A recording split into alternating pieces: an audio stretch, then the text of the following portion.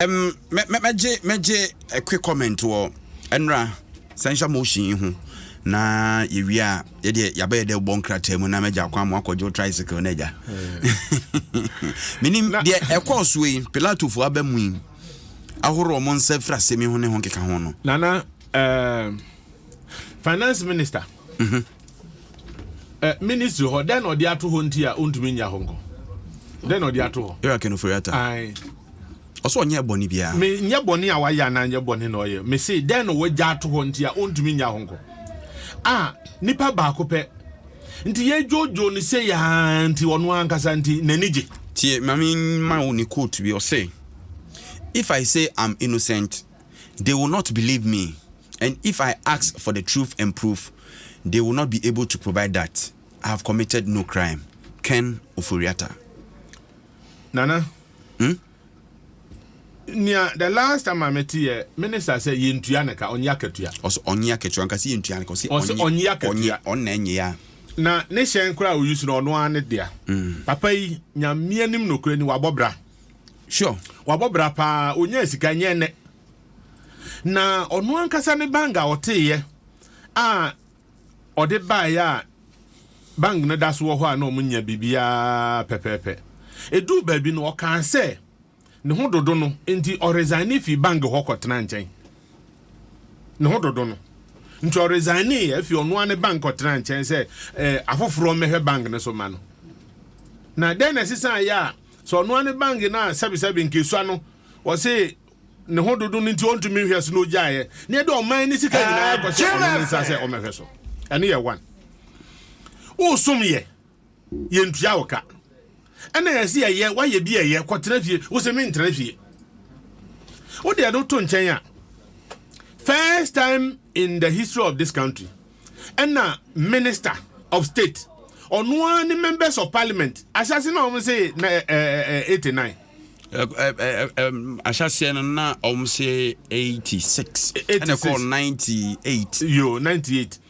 Afe mitie majority leader or say a majority decision into omunyina majority for nyina say Ken must go one kasa one go for no me adwuma ba onim say ba mo ye say onko yi common fan ne ade bia na aka munyina nana wa betutu nyina me ba ho wa betutu nyina em say be 3 days no 2 years ka nyina em say mpanisi unsamu adiane ebu na say one go for so bompel minority forces so bompel metie speaker it sounded funny but o see tama ye can say yempe finance minister bi no e hwa na dollar na ho dey start say e kofom sisi ya can say abafom pa na say o som na ye say wasum bi wa ye bi ye kwaje wa home wo say menko enti me bi say o sabi se ne ye jojo na da bia keno into ono ankasa no into omre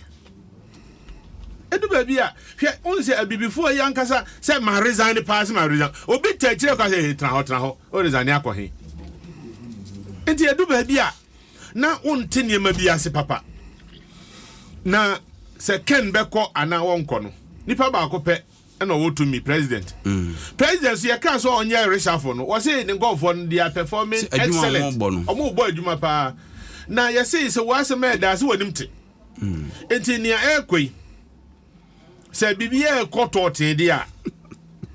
And near air some sabet. Oh, my penny now can it tree? A tree in the air, a tree station. Now, and you can quite as so cool. The governor of Bank of Ghana as I saw resigning. Addison, and you be a MPP co campaign or Otchere poster. Addison or your t-shirt. But you don't. Oh, now type posters. Now to Taka, when she t-shirt. There are people behind the scenes that work behind the scenes. And I can't drama. And I can't drama. Assemble. I'm going for general stage. Dressing. And you're not some American. Or no, me say. Governor of Bank of Ghana near the Ghana Sika Shanensa under the supervision of the finance ministry. What you say? Now, Opa, we are journalists, we are Jumanian, Opa Mohim. Yen cheki schools, I work Ghana ha, our charge school fees dollars. ni enhwe say Bank of Ghana workers no omumma any schools na ada na yete Ghana ni etua school fees in dollars. Estate bebre more than 80% of estate in Ghana no okwa ne price ya trouble wo ho say in dollars. Why na say okoka chom say de omoye ne Bank of Ghana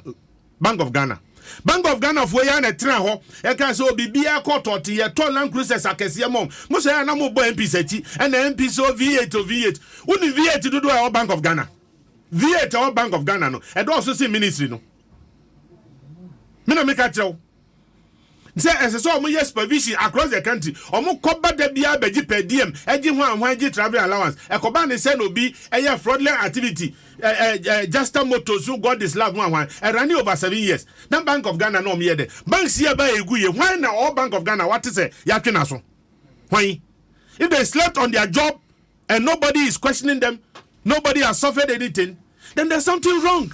Former governor why obiane namni baby what you say? Enti Ghana ni ton sika okwan ho te se tomatoes. Ye ton sika, ye ton woka kwan ho. Na se uko US na ukra pounds are useless.